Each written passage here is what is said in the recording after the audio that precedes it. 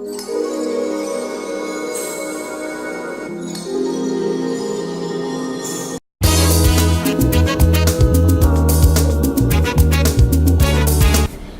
everyone, my name is Folake and this is the Ignite Africa TV.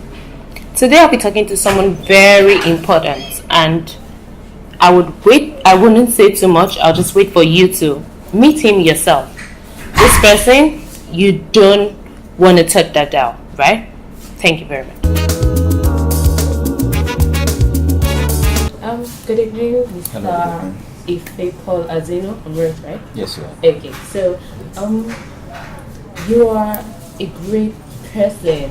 I think because I just witnessed you performing. It was amazing. Thank you. I would say thank you because it actually taught me a lot of things. But this is not about me. This is about you. So first, can you tell us what exactly you do? Who is Mr. Paul?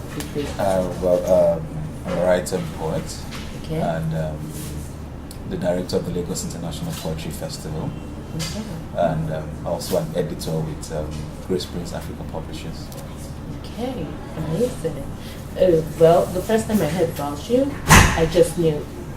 Okay, it's a spoken word artist, basically. What do you do? How do you do what you do?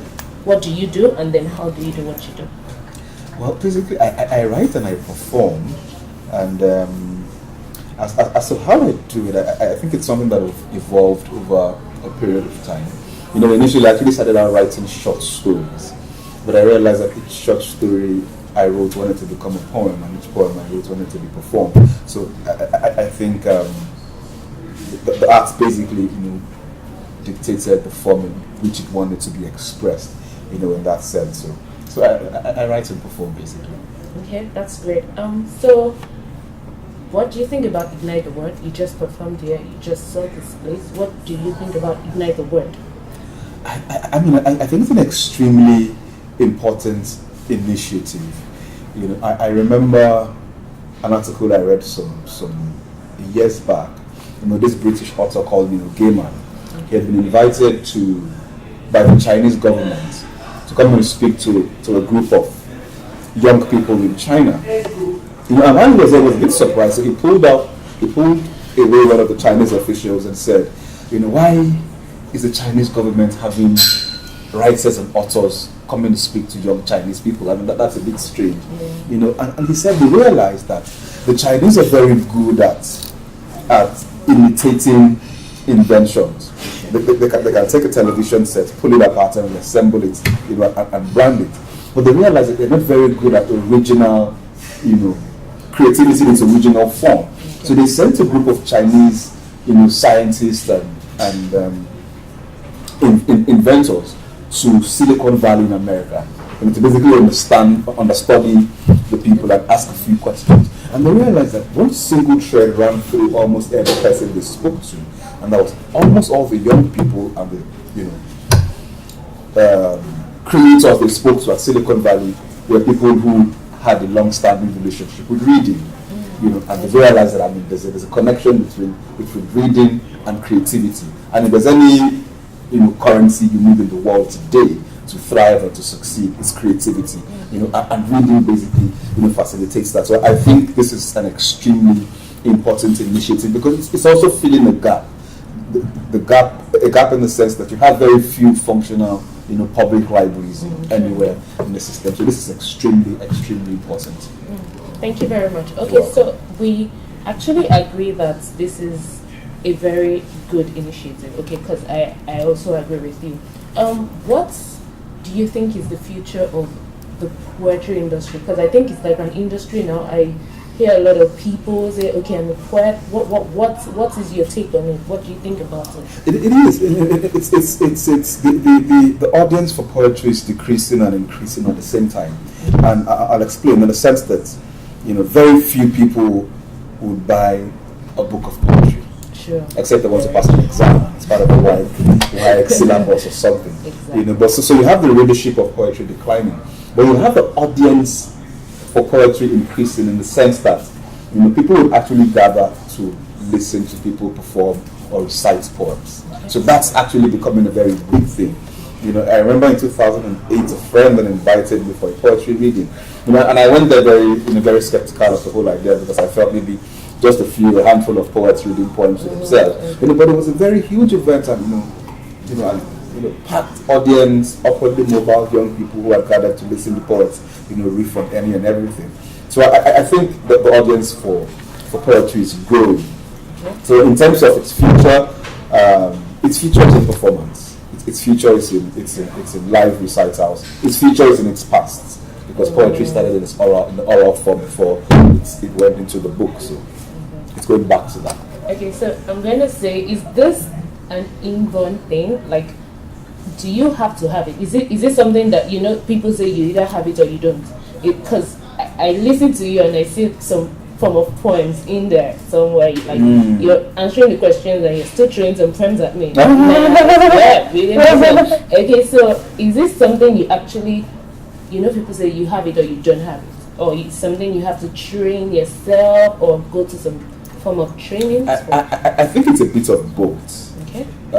It's a bit of nurture and it's a bit of nature as well, in the sense that there has to be a modicum of talent, which you develop over time via reading and via practice. But that's a view I used to hold at a particular point in time. Okay. That was rattled many years back by a friend of mine who wanted to be a musician, wanted to sing.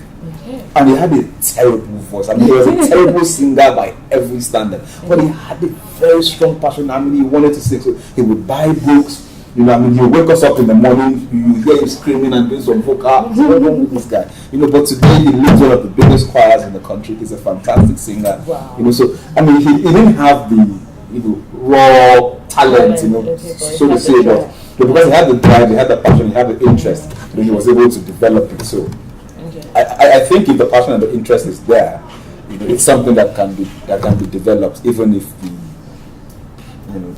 raw talent isn't there.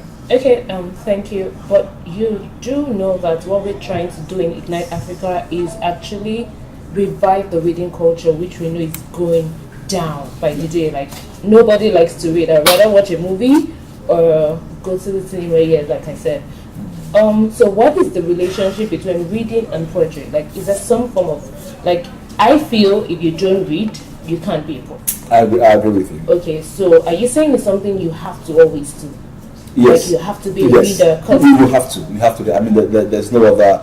When it comes to writing, either poetry or prose or whatever genre of writing you engage in, the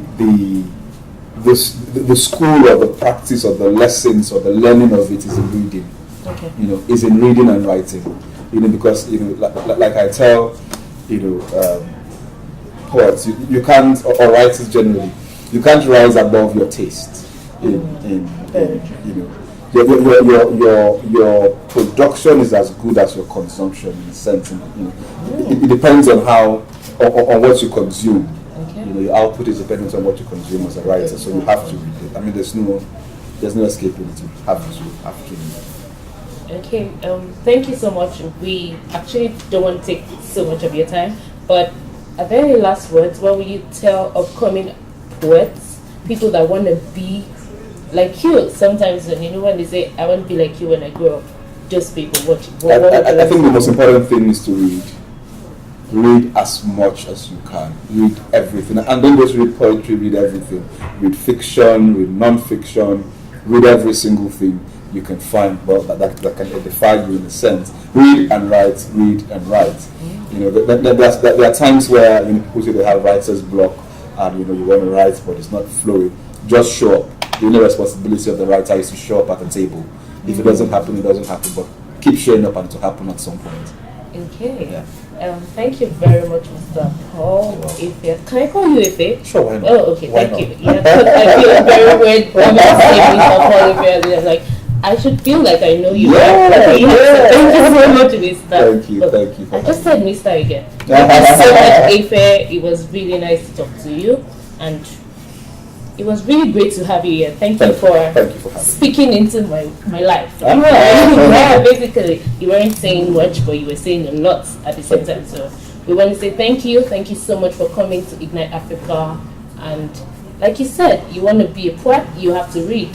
What better place to do it than Ignite Africa place here, right? Yeah. Like the books everywhere. That's the fun of it. And I'm really glad you're here. I'm so privileged. I feel really privileged to be here. Thank you so much for coming. Thank you for being with us today. Thank you. All right. Thank you so much. Thank you very much for joining us. I hope you've learned a lot from Mr. Efe, my friend. Now, yes, Efe Azino. Thank you very much for joining us again. Please like this, subscribe to the Ignite Africa TV, and you trust me, you want to sign up with this library. I mean, what better place to be? 13 Kudirat Abiola Way, Oregon, Lagos. Please come in, sign up and see the beautiful environment. It's library redefined, trust me. Thank you very much. See you next time. Bye-bye.